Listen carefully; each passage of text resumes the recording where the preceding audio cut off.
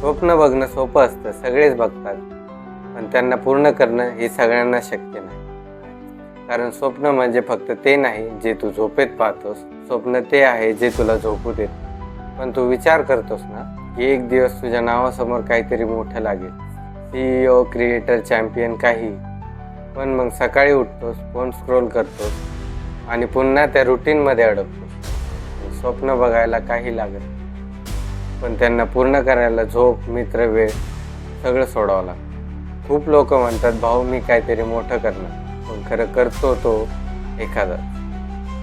जे लोक त्यांच्या स्वप्नांसाठी वेडे असतात ना, त्यांना कोणताही टाइम टेबल थांबवू शकत नाही. कारण ते नकाराला मोटिवेशन म्हणतात आणि त्यांना असणाऱ्या लोकांना ते शांततेत उत्तर देतात.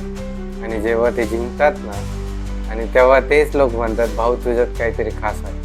पण सत्य काय, त्याने कधीच हार मानली नाही. भाऊ, स्वप्न बघणं सोपं आहे, ते पूर्ण करणं म्हणजे स्वतःला दिलेलं वचन पाळणं. या जगात 2 प्रकारचे लोक, एक जे दररोज नवे स्वप्न बघतात आणि दुसरे जे दररोज त्या स्वप्नासाठी उठतात. विचार कर, तू कोण आहे?